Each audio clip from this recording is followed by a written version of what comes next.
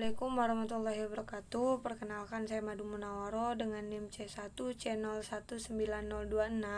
Di sini saya akan menjelaskan materi mata kuliah akuntansi keperilakuan dengan submaterinya yaitu aspek keperilakuan pada audit internal.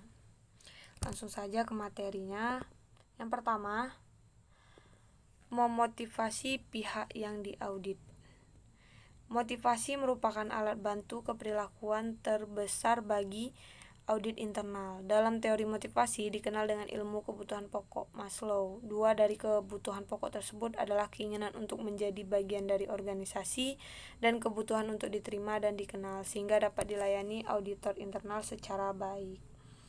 Selanjutnya yaitu kebutuhan menjadi bagian dari organisasi, menghormati diri sendiri dan orang lain. Hubungan dengan gaya manajemen. Terdapat 4 gaya manajemen kepemimpinan secara umum. Keempat gaya manajemen tersebut yaitu: pertama, gaya mengarahkan, yang kedua gaya melatih, yang ketiga gaya mendukung, dan keempat gaya mendelegasikan. Gaya mengarahkan yaitu pemimpin memberikan instruksi spesifik dan mengawasi penyelesaian pekerjaan dari dekat.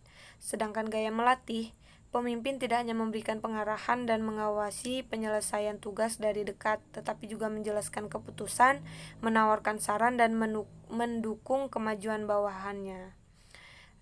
Gaya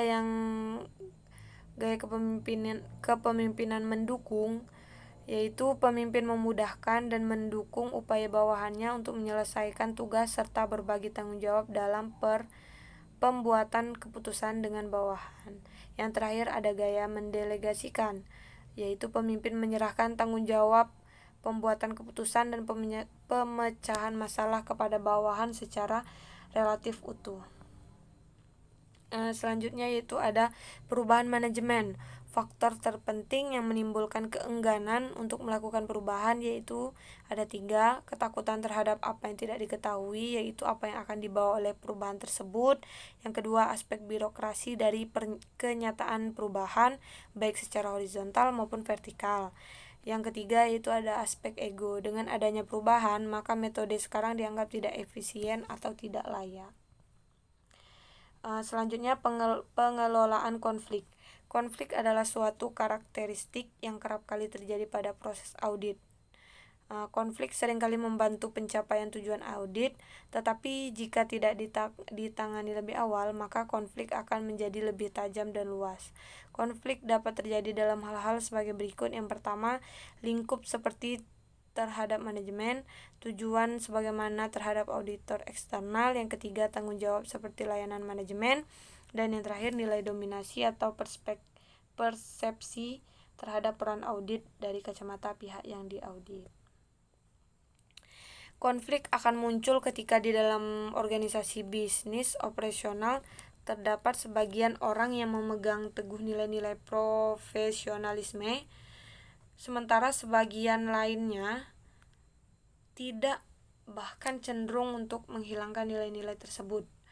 Ada 4 metode khusus yang secara umum digunakan untuk menyelesaikan konflik. Yang pertama, arbitrasi, mediasi, kompromi, serta langsung.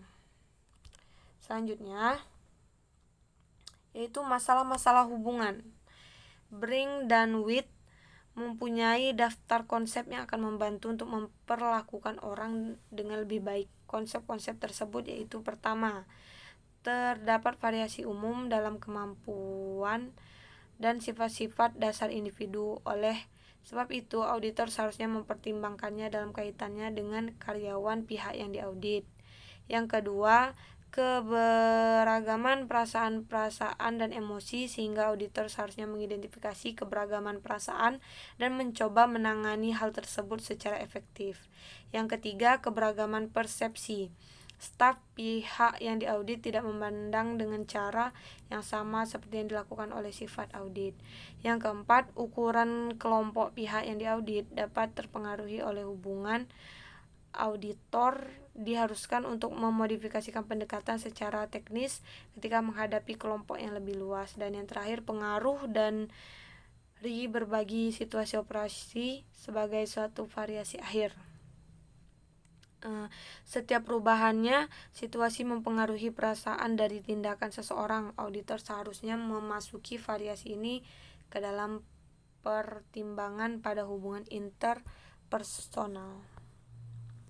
Selanjutnya ada itu karakteristik umum individu. Pertama, menjadi produktif, sibuk pada pekerjaan-pekerjaan yang bermakna, mempunyai dorongan ke arah dedikasi terhadap suatu usaha yang dianggap penting, mempunyai keinginan untuk melayani dan memberikan bantuan kepada individu lain, bebas untuk memilih guna mendapatkan independensi dan kebebasan pilihan, memiliki sifat yang adil dan jujur, memiliki kebiasaan pada diri sendiri tercermin pada sikap yang lebih suka dipuji dibandingkan dengan kritik, mencari kepuasan diri sendiri, memiliki nilai untuk mendapatkan imbalan atau usahanya, bersikap seperti orang-orang yang patuh dan dapat beradaptasi dengan baik, menjadi bagian tim yang sukses, memiliki rasa haru atau rencana yang menimpa orang lain, memiliki keterkaitan pada pemaksimalan kepuasan diri sendiri, lebih cenderung untuk sensitif dibandingkan membantu orang lain. Selanjutnya itu ada kesadaran pada diri sendiri. Beberapa elemen utama dari aspek yang terpenting kondisi ini adalah adanya pengetahuan terhadap kekuatan dan kelemahan orang lain dalam berhubungan secara mental, fisik, dan karakteristik pribadi. Yang kedua, rasa memiliki terhadap produktivitas dan kepuasan kelompok kerja. Yang ketiga, kesadaran terhadap perintah dasar dalam lingkungan relatif yang dimiliki seseorang, di mana orang tersebut harus menyesuaikan diri dengan kelompok organisasi yang luas. Yang keempat, suatu keinginan untuk melayani kebutuhan-kebutuhan orang lain. Yang kelima, suatu perasaan memiliki atas produktivitas yang didasarkan pada ego seseorang. Yang keenam, suatu perasaan keterpaduan yang berasal dari kepercayaan bahwa seseorang berpartisipasi dalam suatu lingkungan secara etis.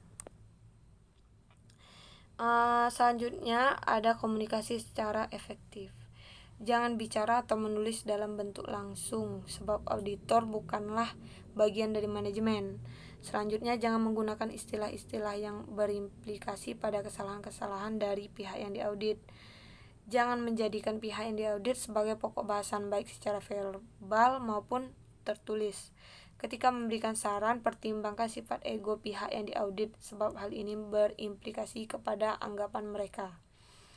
Yang kelima, mengizinkan pihak yang diaudit untuk melakukan perubahan dalam bahasa laporan sepanjang tidak mengubah substansinya. Selanjutnya, jangan berargumen atau berkomentar mengenai moralitas, karena auditor mencari fakta dan tidak bertindak sebagai seorang penasihat yang berhubungan dengan moral. Selanjutnya, menjaga laporan dan memberikan keadilan, mengaitkan dengan kondisi lingkungan ketika mencari penyebab dan temuannya, mengizinkan pihak yang diaudit sepanjang proses penyusunan laporan untuk mengungkapkan pendapat. Selanjutnya, sopan dengan seluruh tindakan staf pihak yang diaudit dan menyambut manajemen pihak yang diaudit dengan rasa hormat. Selanjutnya, melakukan pertemuan dan wawancara di kantor pihak yang diaudit. Yang terakhir, mempertimbangkan kemungkinan yang muncul dalam diri pihak yang diaudit, yaitu pelaksanaan audit partisipatif. Telah menjadi suatu hal yang umum dalam audit bahwa inti dari kinerja audit yang baik berasal dari pendekatan keperilakuan. Elemen keperilakuan tersebut meliputi: pada awal audit, tanyakan pada pihak yang diaudit bidang mana yang akan diaudit. Yang kedua, bangun suatu pendekatan kerjasama dengan staf pihak yang diaudit dalam menilai program audit, pelaksanaan audit. Yang ketiga, perolehan persetujuan dan rekomendasi untuk tindakan koreksi. Yang keempat, dapatkan persetujuan atas isi laporan. Yang kelima, memasukkan informasi nyata pada laporan audit. Partisipasi dalam mengkoordinasikan tindakan korektif. Seluruh keberhasilan di atas tergantung pada kredibilitas auditor atas kejujuran. Itulah tadi hasil presentasi dari saya. Jika ada salah dan kekurangan, saya mohon maaf. Saya akhiri dengan wabillahi taufiq wal hidayah. Wassalamualaikum warahmatullahi wabarakatuh.